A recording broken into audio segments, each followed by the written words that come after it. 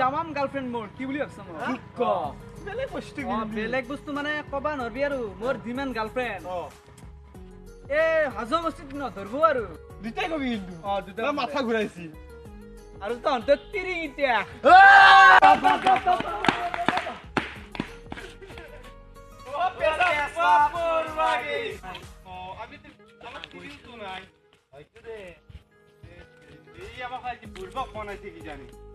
তোৰ হৈছে না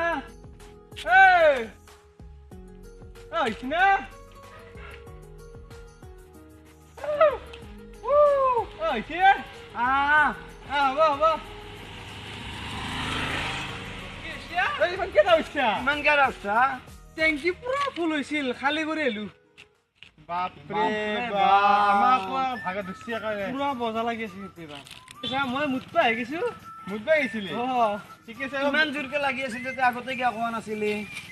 আৰে ভাই আড্ডাত পড়ছিল না পাহাৰা গেছিল ডাইৰেক্ট মনত পড়ছি ডাইৰেক্ট গেছি কিন্তু তই কিন্তু বেলেগ মানুহ দেই চালু আছা কিন্তু মই চালু মানে কি এ হেৰি আছে না অকিল গগৈ মৰে এইগিলা মৰে অকিল গগৈ মানিবই লাগিব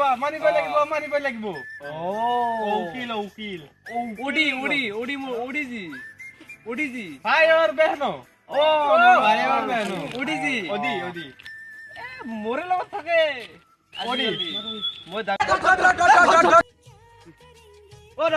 মই যাওঁতে মোৰ জৰুৰী কাম আছে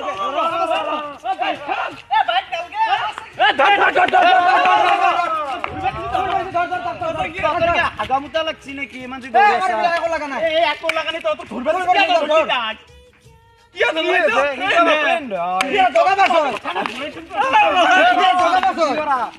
পইচা নিকানে মাৰি খাইছে মোৰ বাইক লৈ আহিছি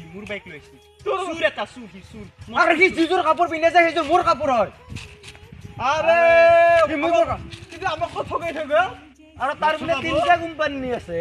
তাৰ ফুটা কৰি এটাও নাই তিনটা কোম্পানী দূৰৰ কথা ব্লাছ কোম্পানী মাৰিবা আহিছি ফেক্টৰী থাকা বুলি কৈছি বোকা বনাইছি এটা জি আছে তাৰ পৰা আমি থানাতে কেছ দিও হলে এইবাৰ দাউছে দাউল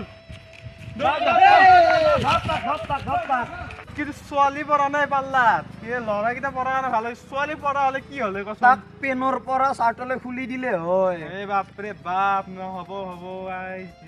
দুনিয়াত কি চলি আছে বাপৰে এই দিন বাপৰে বাপ এটা কথা তাৰো এটা ভুল হোৱা নাই কিন্তু গুৱাহাটীত চলিব লাগিলে কিন্তু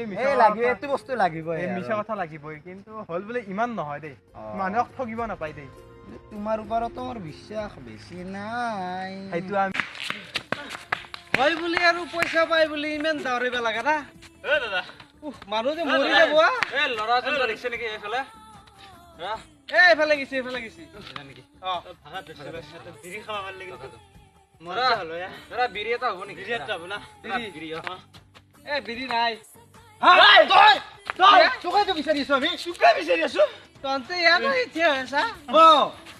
পাপা আৰাই গেছো পইচা মোক পইচা চব দিম মোক অলপমান কবা দি আগাৰে লাগছি না অলপমান জিৰাবা দি মই কৈ আছো জিৰাবা দি অলপমান মই কৈ আছো